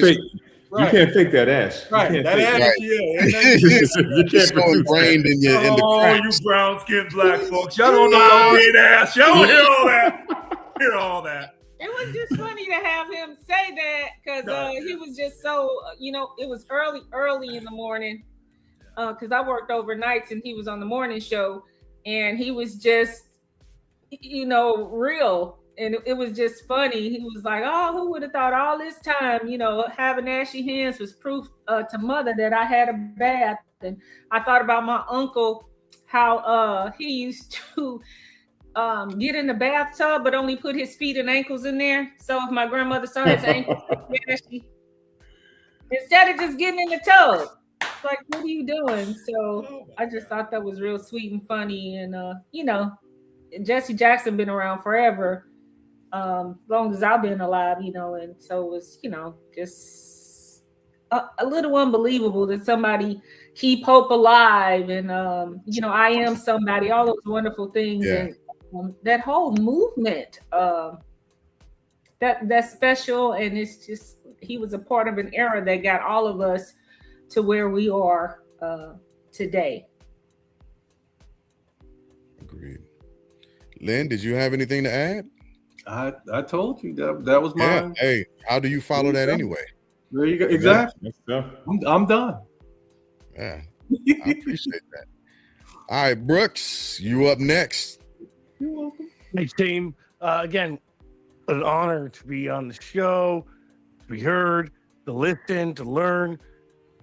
Love you all. Like I said, I'm a fan of like voter ID. You gotta why not? show your ID. Like all that we do in life, whether you drive a car, whether you buy booze from a store, you gotta show your ID. Shouldn't be a big deal. Actually, it shouldn't be a big deal at all. Like I believe in, like, if you serve in the military and you're 18, you serve in the military, you should be able to drink a beer. Damn right. But like, that's how I feel about it. Just go to Tijuana. That's what I did. Right? But that's how I feel about it. Again, the show, fantastic. I want a t-shirt, by the way, bro. Owen, thank you guys. Have awesome night. All right, my brother. I appreciate that. And last but definitely not least tonight, we got Rich. All right. Rich, aren't you supposed to give us some? Aren't you supposed to let us know what you had us waiting all show? So You got an announcement, bro? no, because I had court today, and I don't know if I'm gonna get a favorable verdict. I know the dreams I've had from God. I know the things other people have told me. So at the end of the day, whether I win in court in the appeals court or if I lose, my faith in God through Jesus Christ has not wavered. And that is that. I have to say this for Mr. Brooks, because sometimes him and I disagree. I'm agreeing a lot tonight with Mr. Brooks. I strongly That's believe. scary. I don't know if I like that. So, if you're 18 and you can die for the country, you should be able to drink in this Damn country. right, dude. Damn right. Like, yeah. And I also kind of agree with Mr. Brooks about voter ID, and you don't necessarily need a passport with this SAVE Act, even though the Constitution, as Mr. Glass said, the Constitution said the states control their ballot boxes. But you can also have a birth certificate, which I hope everyone, particularly if you're African American, if you don't have your birth certificate, I wish every time we have a podcast, an African American would come on and say, "Well, I don't have my birth certificate. I can't afford it. Can you send me your name so I can send you the money?" So I'm not just telling you what I think. I'm gonna put my money where my mouth is, and I'm gonna help you get your birth that certificate. shit for you. Like, let's go. Well, I got your back I there. think we should make that as part of our part of the podcast. That since we live in debt anyway, day to day, month to month, if there's an African American who can't afford to get their birth certificate, and we're screaming about, we want you to vote, send us your name, and we'll send you the money, and let's get you your birth certificate. So there's no excuse. Okay. With that being said, finally, let me talk about Reverend Jesse Jackson. We all like who we like, and we all dislike who we dislike. I'm going to withhold my opinion on Reverend Jackson until after the Honorable Minister Louis Farrakhan passes. And once he passes away, then I will give my opinion on both men, because both men came out of the 60s. If I'm correct, Reverend Jackson was there when Dr. King got shot. And if I'm correct, Minister Farrakhan, after Malcolm X was shot, eventually he became the head of the Nation of Islam after Elijah Muhammad stepped down. So two black men, their careers kind of took off out of the 60s when two other black men had their lives taken from them, because those two black men, you could not buy their integrity. Along with two white men, the Irishmen, the Kennedy boys. You couldn't buy them out either. And then you had some other black folks, you couldn't buy out their integrity, and they were called the Panthers. They were eliminated in the 60s into the early 70s as well. With that being said, I'm going to withhold it. But he has done an incredible accomplishment for the African American community. But every person in this country, everything you do right and everything you do wrong, at the end of the day, they're going to put all that together, and then they have to make an overall opinion about your conduct and your contributions to this country. And I know a lot of Americans are going to say negative things about the Honorable Minister Louis Farrakhan. See, it's easy to salute Reverend Jackson. That's easy. It ain't so easy to salute those in the Nation of Islam. I'll withhold, and when I salute one, I'll salute the other at the same time. Thank you very much. And with that, we got to go. Thank y'all for coming out. God bless and good night. Good night.